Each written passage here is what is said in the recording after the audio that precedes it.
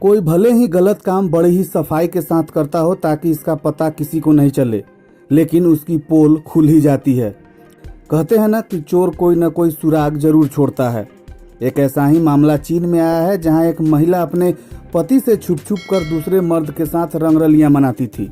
इसकी भनक तक उसके पति को नहीं लगी, लेकिन उस महिला से हुए जुड़वा बच्चों ने अवैध संबंध पर से पर्दा उठा दिया। दरअसल दुनिया में कई बार ऐसे मामले सामने आते हैं जिन पर यकीन करना बेहद मुश्किल होता है।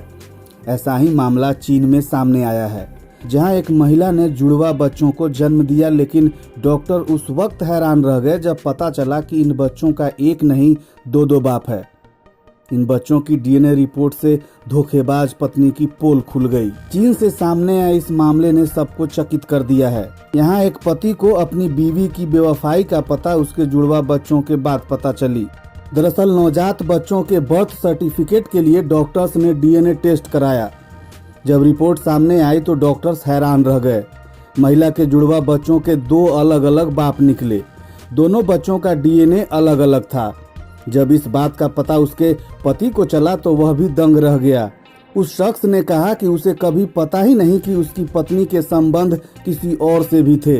बच्चों के टेस्ट करने वाले डॉक्टर डेंग जांगू ने बताया कि ऐसे मामले 1 करोड़ में एक ही बार सामने आते हैं। उन्होंने बताया कि जब एक महिला 1 महीने में 2 अंडे रिलीज करती है, उसके बाद कम समय में ही 2 लोगों के साथ संबंध बनाती है। ऐसी स्थिति में महिला जुड़वा बच्चों को जन्म देती है, लेकिन उनके अलग अलग पिता हो सकते हैं।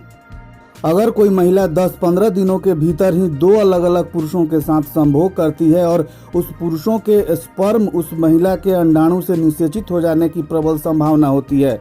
यह क्रिया या तो एक ही मासिक चक्र में होती है या और अधिक दुर्लभ रूप से गर्भावस्था के बाद के चरण में होती है।